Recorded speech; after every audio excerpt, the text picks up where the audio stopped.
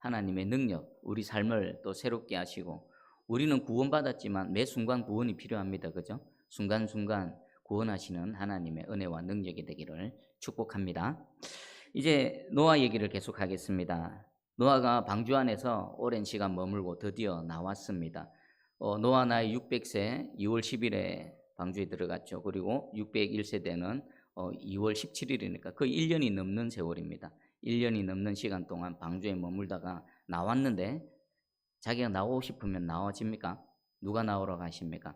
하나님께서 나오라 하셨습니다. 노아에게 너와 내 아내 그리고 내 아들들과 내 며느리들 다 나오라.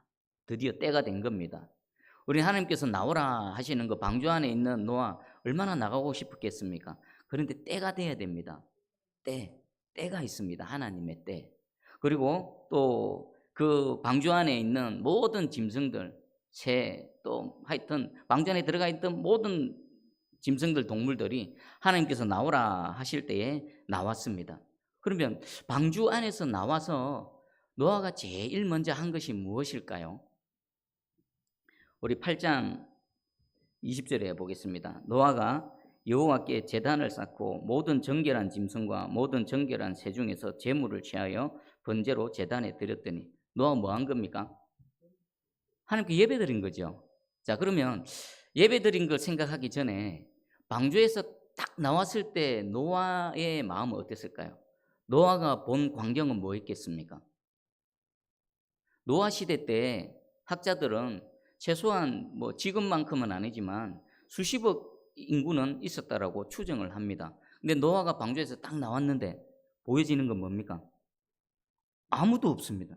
자기와 자기 아들들, 자기 가정 외에 아무도 없어요. 여러분 한번 생각해 보십시오. 오늘 지금 예배 드리고 밖에 나갔는데 아무도 없어. 우리 말고 아무도 없어. 그뿐이겠습니까?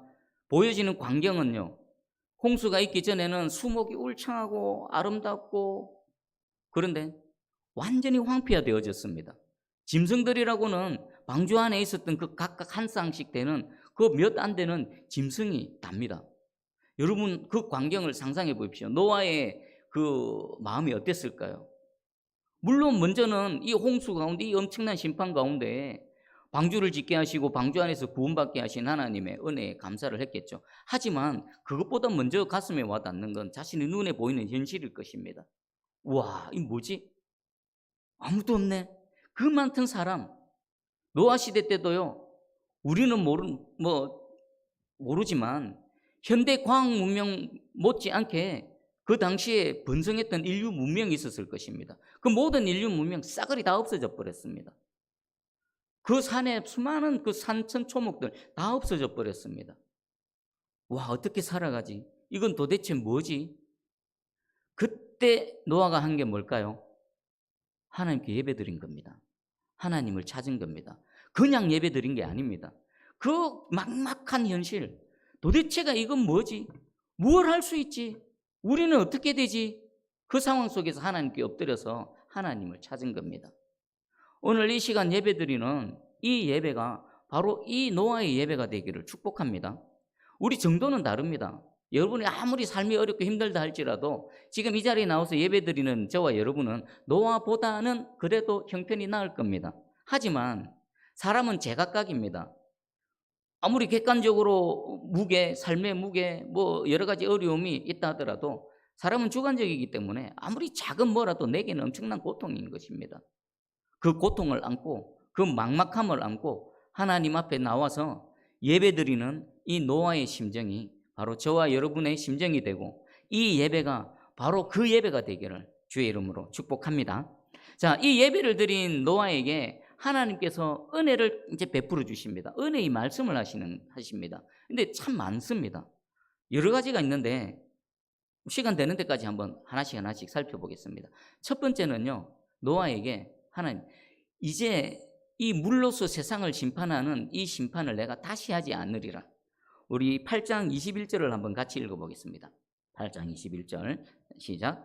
여호와께서 그 향기를 받으시고 그 중심에 이르시되 내가 다시는 사람으로 말미암아 땅을 저주하지 아니하리니 이는 사람의 마음이 계획하는 바가 어려서부터 악함이라. 내가 전에 행한 것 같이 모든 생물을 다시 멸하지 아니하리니. 아멘. 그 대홍수 심판을 봤을 때 노아는 하나님이 두려웠을 것입니다. 하나님의 심판이 얼마나 두려웠겠습니까?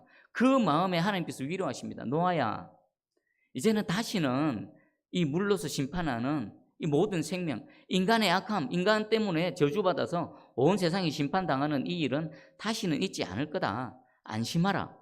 그런데 다시는 하나님께서 이 홍수 심판을 내리지 않는 이유가 좀 이상합니다. 보니까 이는 사람의 마음이 계획하는 바가 어려서부터 악함이라. 우리가 상식적으로 논리적으로 생각하면 사람의 마음이 생각하는 게 계획하는 게 어려서부터 악하다 그러면 하나님 오히려 그것 때문에 심판하셔야 되는데 오히려 그것 때문에 내가 심판하지 않을 것이라고 말씀하십니다. 이것은 무슨 의미일까요? 이것은 하나님께서 우리 인간의 연약함을 아십니다. 그리고 그 연약함 가운데 살아가야 되는 우리 인간을 불쌍히 여기시는 하나님의 긍휼하심입니다. 생각해 보십시오. 범죄하기 이전에 인간은 죄의 영향을 받지 않았습니다. 그리고 죄의 짐으로 살아가지 않아도 됩니다. 그런데 아담의 범죄 이후에 모든 태어난 인간들은 원죄를 갖고 태어납니다. 이 원죄는 뭡니까? 우리 안에 있는 그 영적인 암덩어리입니다. 이것이 우리를 부패하게 만들고요. 우리를 타락하게 만들고요.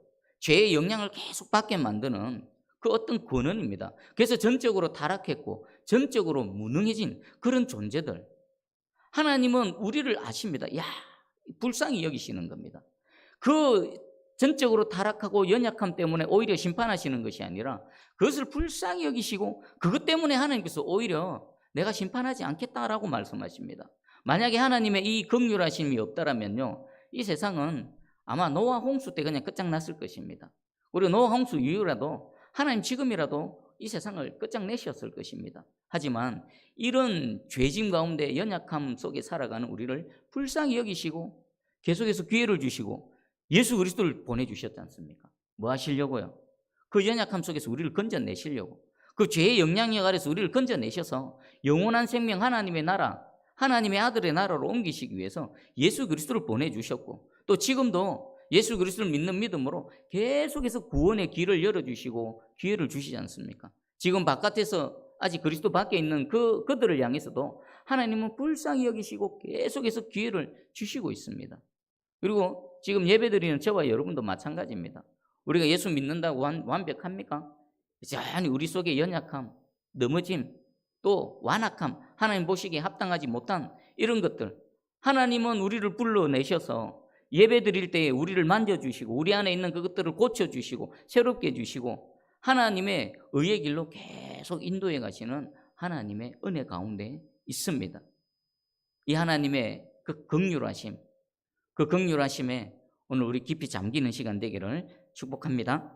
그리고 두 번째가 인간들이 계속 살아갈 수 있도록 환경을 조성해 주십니다. 8장 22절입니다. 땅이 있을 동안에는 심음과 거둠과 추위와 더위와 여름과 겨울과 낮과 밤이 쉬지 아니하리라. 아멘. 하나님께서 세트로 주십니다. 심는 거, 거두는 거, 그리고 추위와 더위, 여름과 겨울, 낮과 밤. 사실 우리 인생이 복잡한 것 같은데요, 요 안에 우리 인생이 다 들어가 있습니다. 그리고 하나님의 이 은혜가 아니면 우리는 존재할 수 없습니다. 열심히 사람들은 심습니다. 뭐 하려고 심습니까? 거두기 위해서 심죠. 그런데 심었는데 거둠이 없다라면요, 살아갈 수가 없습니다. 존재할 수가 없습니다. 근데 하나님께서는 심게도 하시고 거두게도 하십니다. 그리고 추위가 있고 더위가 있습니다. 여러분, 추운 게 좋습니까? 더운 게 좋습니까? 물론 성향에 따라 다르지만 우리가 살아갈 때 추위와 더위는 다 필요한 겁니다. 추위와 더위로 인해서 여러분 생각해 보십시오. 대기의 공기가 움직이고 비구름이 움직이고 사계절이 있고 비가 내리고 모든 자연이 순환합니다. 그것을 통해 여름도 있고 겨울도 있는 것입니다. 그리고 낮과 밤이 있습니다. 우리 인생에 그냥 자연적인 낮과 밤, 밤에는 쉬고 낮에는 열심히 일하고 또 인생의 낮과 밤도 있죠. 여러분, 인생이 내 낮만 있으면 어떻게 될까요? 인생이 계속 우리 연약한 인간들 편에서는 어두움보다는 계속 형통하고 기쁜 일만 있으면 좋겠는데 그것 가지고는 우리 인간이 안 되죠. 낮이 있고 밤이 있고 어둠이 있고 또 빛이 있고 그것을 통해 우리를 만들어 가시고 연단해 가시고 주의 형상으로 빚어 가시는 것입니다. 자, 이것이 계속 반복되어지는데 근데 이것이 유통기한이 있습니다. 땅이 있을 동안에는 이라고 말씀하십니다. 땅이 있을 동안에는 이것이 계속 반복되어져서 노아와 그 후손들이 계속 살아가게 하는데 땅이 있을 동안에는 무슨 의미일까요? 그럼 땅이 없을 때도 있다라는 말씀 아니겠습니까? 이것은요, 우리 베드로후서 3장 10절에 그러나 주의 날이 도둑같이 오리니 그날에는 하늘이 큰 소리로 떠나가고 물질이 뜨거운 물이 풀어지고 땅과 그 중에 있는 모든 일이 드러나리로다. 마지막 날을, 마지막 심판을 얘기합니다. 땅이 있을 동안에는 이 땅의 끝이 있다라는 겁니다. 이 땅의 마지막이 있다라는 겁니다. 이 땅을 지으신, 이 모든 만물을 지으신 하나님께서 이 땅을 마무리 짓는 그날이 올 것이라는 것입니다. 그러면 우리는 어떻게 살아가야 될까요? 하나님 분명히 말씀하십니다. 노아의 대홍수 심판은 진짜 있을 하나님의 심판에 대한 예고편입니다. 그죠? 예고편입니다. 성경이 기록하게 하시고 또 우리에게 들려지게 하시고 또 믿게 하시고 마지막 그 심판 날을 준비하게 하시는 하나님의 은혜입니다. 예수 믿는 자, 방주 안에 들어가는 자, 또 예수 그리스도 다시 오실, 재림하실 예수 그리스도를 맞을 준비를 잘 하라, 깨어 있어라. 지금 계속해서 그것을 말씀하고 있는 것입니다.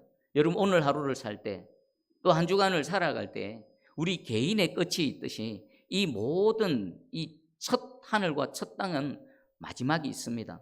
땅이 있을 동안에 하나님께서 우리에게 계속 은혜를 베푸시고 존재하시도록 은혜를 베푸실 때 우리가 해야 될 것은요, 그 여호와 하나님을 알고 노아가 하나님을 예배드리며 살아갔던 것처럼 그 하나님을 경외하며 하나님 뜻을 이루어드리는 그런 하루하루의 삶이 되기를 주의 이름으로 축복합니다. 그리고 세 번째가 그들에게 하나님께서 복을 주십니다. 우리 9장 1절을 한번 읽어봅니다. 시작. 하나님이 노아와 그 아들들에게 복을 주시며 그들에게 이르시되 생육하고 번성하여 땅에 충만하라. 아멘. 하나님께서 복을 주시는데 그 복 주신 내용이 뭡니까? 생육하고 번성하여 땅에 충만하라. 어디서 들어본 것 같지 않습니까? 하나님께서 아담과 하와를 창조하시고 그 아담과 하와에게 인간에게 처음 주신 복이 바로 생육, 번성, 충만, 또 다스리라. 똑같은 복입니다. 그러면 왜 이 복을 주셨을까요? 지금 노아에게 가장 필요한 복이 뭘까요? 우리 하나님께서 우리에게 주실 수 있는 복은 엄청나게 많습니다. 종류, 주제 엄청나게 많죠. 그런데 지금 노아에게 가장 필요한 복은 뭐겠습니까? 그 넓은 땅덩어리, 지구 땅덩어리에 아무도 없습니다. 노아와 세 아들들 그 한 가정밖에 없습니다. 그들이 계속해서 살아가기 위해서는 하나님께서는 가장 알맞는 복을 주시는 겁니다. 다시 인류가 시작돼야 됩니다. 첫 시조 아담은 실패했습니다. 그래서 하나님께서는 두 번째 노아를 통해서 새로운 인류를 만들어 가시려고 합니다. 그에게 가장 필요한 복은요, 생육하고 번성하고 땅에 충만한 복입니다. 여러분, 하나님께서는 우리에게 복 주실 때요, 우리 상황에 가장 알맞는 그리고 가장 필요한 복을 주시는 줄 깨달으시기 바랍니다. 지금 그리고 우리는 인식하지 못하지만요, 우리는 이미 이 은혜 가운데 살아가는 줄 믿습니다.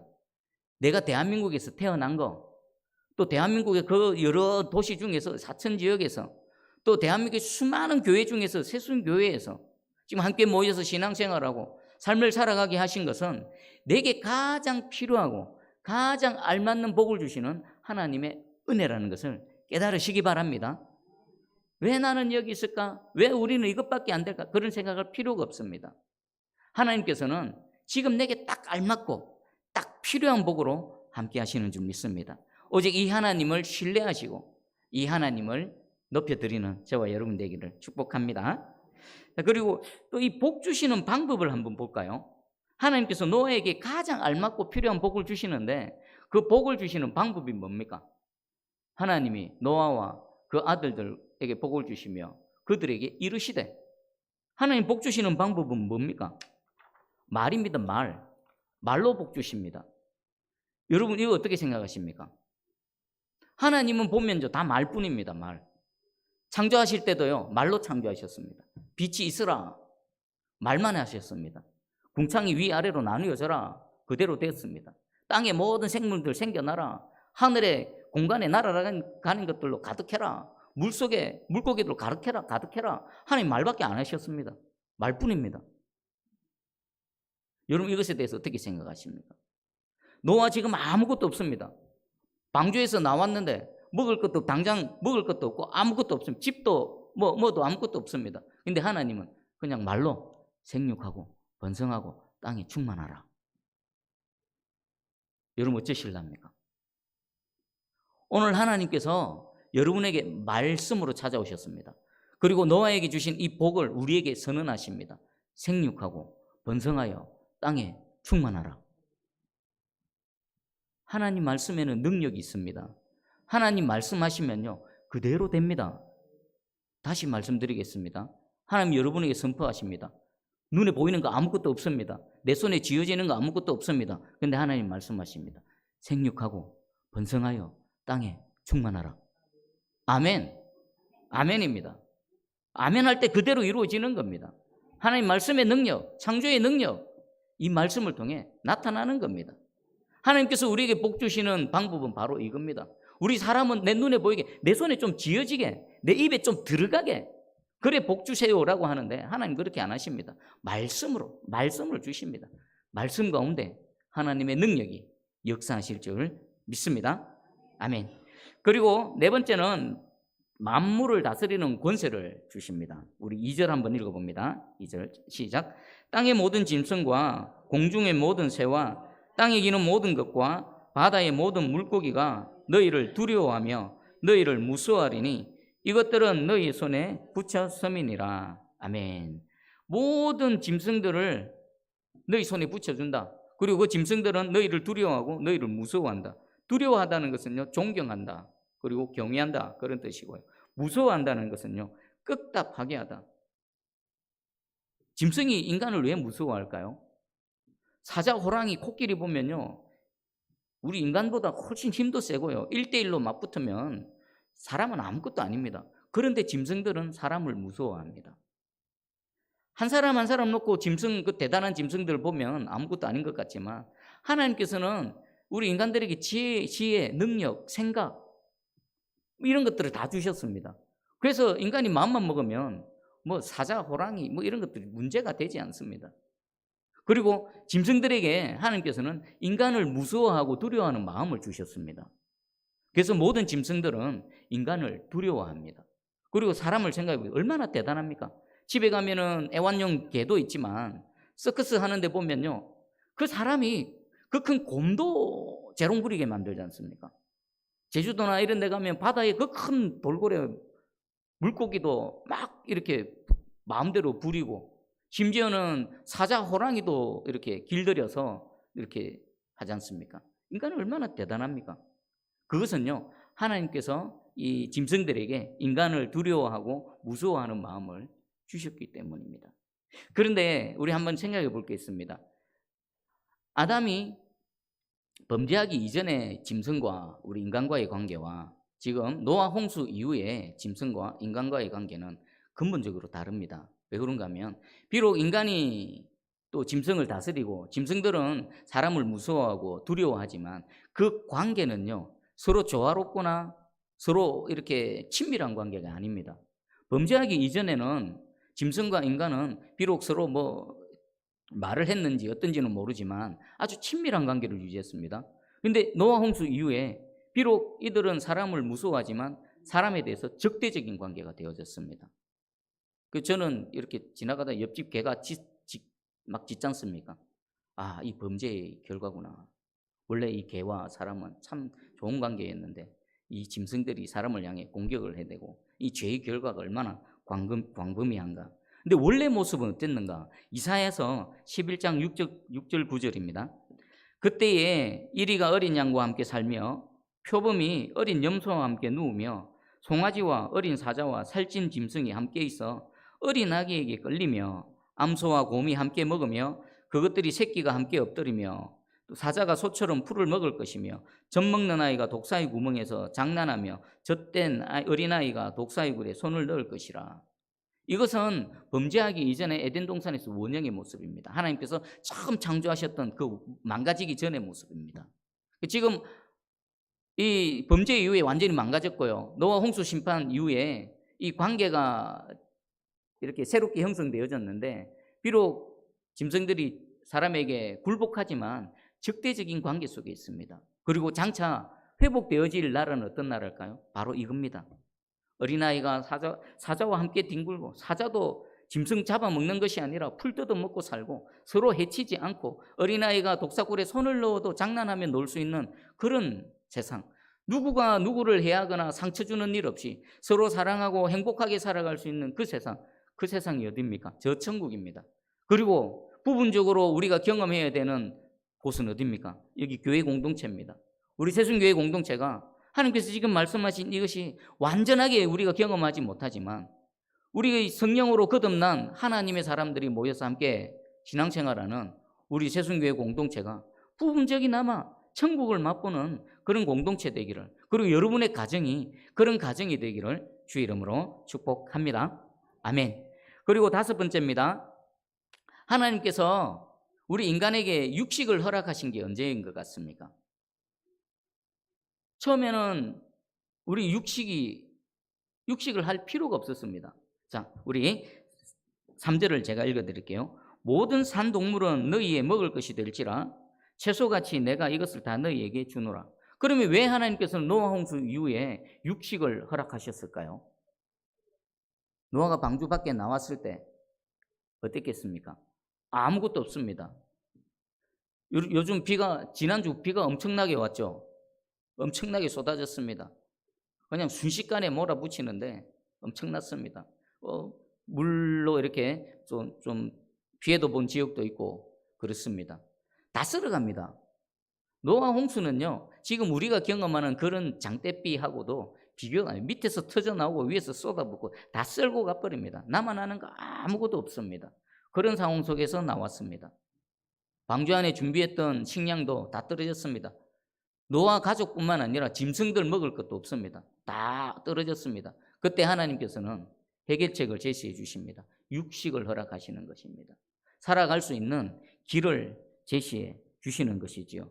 즉, 그러면 우리 노아 시대, 노아 심판 이전에는 지금 우리가 살아가고 있는 이 자연 환경하고는 완전히 달랐을 것입니다. 나무마다 열매 맺는 나무들 손만 뻗어서 따먹을 수, 물론 에덴 동산만큼은 못하지만 지금 우리가 살아가는 이 자연 환경하고도 또 천지차이였을 것입니다. 조금만 움직이면 얼마든지 먹을 게 있었고 그런 세상이었을 것입니다. 그때만 해도 평균 수명이 800세, 900세였지 않습니까? 지금보다 훨씬 쾌적하고 훨씬 살기 좋고 또 먹을 것을 구하기도 훨씬 쉬운 그런 세상이었을 것입니다. 노아 심판 이후에 모든 것이 다 사라져 버렸습니다. 그런 노아에게 하나님께서는 육식을 허락해 주셨습니다. 생존할 수 있도록 길을 열어주시는 것입니다. 여러분, 이 하나님의 은혜에 여러분 믿으시기 바랍니다. 그래서 우리가 문제를 만나면 살 길을 또 열어주시고, 야, 이번에 끝났구나 싶으면 하나님은 우리보다 훨씬 뛰어나십니다. 내가 아무리 생각해보고, 야, 여기서 도대체 무슨 일이 생길까, 어떻게 빠져나갈까 생각해봐도 답이 없습니다. 하지만 전능자 하나님께서는 그 속에서 전혀 생각하지 못하는 새 길을 열어주셔서 우리를 인도해 가십니다. 자, 육식을 허락하실 때 하나님은 제한을 두십니다. 산 짐승만 먹으랍니다. 산 짐승, 죽은 짐승, 또 다른 짐승에 의해서 공격당해서 이렇게 죽은 짐승에 대해서는 먹지 말라고 말합니다. 왜 그렇게 하셨을까요? 그냥 자연적으로 죽은 짐승은 왜 죽은지 모릅니다. 병으로 죽었는지, 또 안에 바이러스가 있는지, 또 다른 짐승에 의해서 공격당해서 죽은 짐승은 그것이 어떤지 모릅니다. 하나님께서는 우리 인간들을 생각하셔서 살아있는 거, 깨끗한 거, 정결한 거, 그리고 또 우리 종교적인 면에 있어서도 죽음은 부정한 것을 의미합니다. 부정한 것을 가까이 하지 마라. 살아있는 것, 생명을 먹어라 라는 하나님의 배려입니다. 또 하나 제한이요, 피는 먹지 말랍니다. 9장 4절에 그러나 고기를 그 생명되는 피째 먹지 말 것이니라. 왜 피는 먹지 말라고 하실까요? 고기 안에는 피가 흐릅니다. 혈관 속에 피가 흘러갑니다. 주의하지 않으면 피도 얼마든지 같이 먹을 수 있습니다. 그런데 하나님께서는 피는 먹지 마라. 고기만 먹어라. 피는 생명이라고 말씀하십니다. 이것의 의미는 비록 그 짐승의 고기는 너희에게 허락하지만 그 짐승의 생명은 누구 것이라는 겁니까? 하나님 거라는 겁니다. 이것을 너희 살기 위해서, 너희 생존하기 위해서 내가 이 고기를 허락하지만 이 짐승마저도 그 소유권, 그 생명의 소유권은 하나님께 있으니 함부로 다루지 말라는 겁니다. 함부로 살상하지 말고 너희가 딱 필요한 만큼 먹기 위해서, 너희의 생존을 위해서만 잡지 함부로 짐승을 해하면 안 된다라는 것입니다. 그런 의미에서 보면 우리 세상법에 보면 동물 학대죄가 있지요. 우선 성경적으로 바른 것 같습니다. 조금 심한 면이 없잖아 있습니다. 어느 나라에서는 보니까 산 랍스터는 삶지 말라, 이래요. 그 동물 보호하기 위해서. 좀 지나친 면이 없잖아 있긴 하지만 그 근본 정신은 맞는 것 같습니다. 그리고 하나님 또 중요한 사실을 말씀하십니다. 동물에 뿐만 아니라 특별히 사람에 대해서는 더 조심하라고 말씀하십니다. 우리 9장 5절을 한번 같이 읽어봅니다. 5절 시작. 내가 반드시 너희의 피 곧 너희의 생명의 피를 찾으리니 짐승이면 그 짐승에게서, 사람이나 사람의 형제면 그에게서 그의 생명을 찾으리라. 아멘. 공동번역에는 이렇게 되어 있습니다. 너희 생명인 피를 흘리게 하는 자에게 나는 안갚음을 하리라. 어떤 짐승에게도 안갚음을 하리라. 사람이 같은 사람의 피를 흘리면 그에게도 안갚음을 하리라. 무지한 자의 피를 흘리면 하나님께서 어떻게 하신답니까? 복수하겠다는 겁니다. 안갚음을 하겠다는 것입니다. 그리고 여기서 내가 그의 생명을 찾으리라 라는 것은요, 찾다는 것은 힘쓰다, 탐구하다, 탐색하다는 겁니다. 누군가가 누군가의 생명을 해야지요. 그러면 하나님께서 그 사람을 수색한다는 겁니다. 샅샅이 뒤져서 뒤쫓아간다는 것입니다. 뭐 하시려고요? 안갚음 하시려고, 복수하시려고. 그것은 짐승에게 뿐만 아니라 특별히 사람에게 더 해당된다는 것입니다. 그리고 9장 6절에 다른 사람의 피를 흘리면 그 사람의 피도 흘릴 것이니 이는 하나님이 자기 형상대로 사람을 지으셨음이니라. 왜 사람이 사람을 해하지 말라고 말씀하십니까? 분명히 근거를 제시하십니다. 하나님이 누구의 형상대로 지어졌다고요? 사람의 형상. 하나님의 형상대로 사람이 지어졌기 때문에 그 하나님의 형상을 갖고 있는 사람을 해하는 것은 곧 누구를 모독하는 겁니까? 하나님 모독하는 겁니다. 하나님을 공격하는 겁니다. 그래서 사람이 사람을 특별히 공격하지 말라. 만약에 그랬을 경우 내가 그 사람의 피를 끝까지 추적해서 복수할 것이다 라고 말씀하십니다. 그리고 하나님께서는 이 살인에 대해서도 구분을 하시죠. 부주의해서 실수로 살인했을 경우 어떤 사고로 해서 이런 일이 일어나면 하나님은 피할 길도 열어주시고 변명의 여지를 주십니다. 그러나 여기서의 살인은요, 고의로 악의적인 살인을 말합니다. 거기에 대해서는 하나님께서 반드시 갚으시겠다라는 것입니다. 그리고 살인하지 말라, 이것의 근거는 인간의 존엄성입니다. 저와 여러분의 내면에는요, 하나님의 형상이 담겨져 있습니다. 우리가 생각하고 우리가 마음을 여러 가지 보이지 않는 이 마음의 상태, 이것은 다 하나님의 그 형상이 우리 안에 그대로 담겨져 있는 것입니다. 그래서 하나님께서는 인간 존엄이라고 말씀하시죠. 세상에서도 인간은 존엄하다 그러죠. 바로 이 사상이 담겨져 있는 것입니다. 여러분, 인간의 존엄의 가치는 사람마다 다를까요? 같을까요? 흑인이 다르고 백인이 다르고 뭐 우리 황인종이 다르고 그럴까요? 가방끈이 긴 사람하고 가방끈이 짧은 사람, 통장에 돈이 많은 사람, 통장에 돈이 적은 사람, 인간 존엄의 가치가 그에 따라 다를까요? 사람들은 구분하지요. 그러나 하나님은 그 생명 자체로서 동일합니다. 인간의 존엄성은 그 가치에 있어서 누구라도 지위, 고화, 나이, 모든 신분 다 초월해서 동등한 것입니다. 하나님, 그래서 옆에 있는 우리 지체들, 함께 또 살아가는 우리 이 이웃들, 그들에 대해서도 하나님의 시선으로 바라보는 눈이 열려지기를 주의 이름으로 축복합니다. 자, 그러면 이 계명은 곰곰이 생각해 보면요, 우리 10계명에 담겨져 있죠. 10계명 제6계명에 살인하지 말라라고 말씀하시는데, 이 계명은 10계명 이전에 주어진 계명이죠. 훨씬 전에 주어진 계명입니다. 이것은 창조주 하나님께서 우리 피조물인 인간들에게 그 시내산에서 계명으로 주시기 전에 창조 질서 차원에서 우리에게 주신 그런 계명입니다. 그리고 우리 인간을 보면 범죄하기 이전에는 서로 사랑하고 나를 위한 삶이 아니라 남을 위한 삶, 타인을 위한 섬김의 삶이었는데 죄가 들어오고 나서 죽음이 들어오고 또 서로가 상처 주는 흉기로 전락해 버린 것입니다. 우리 예수님께서 이것을 또 회복시키시기 위해서 주님 오셔서 우리를 위해 십자가를 지시고 우리를 구원하셨으니 우리는 어떻게 했습니까? 저와 여러분의 삶의 영역에 이 죽음이 영향을 미치지 못하도록 우리 끊임없이 주의 은혜 가운데 살아가는 저와 여러분 되기를 축복합니다. 요즘 보면은 인격살인이라는 말이 많이 등장합니다. 여러분, 인격살인이 뭘까요?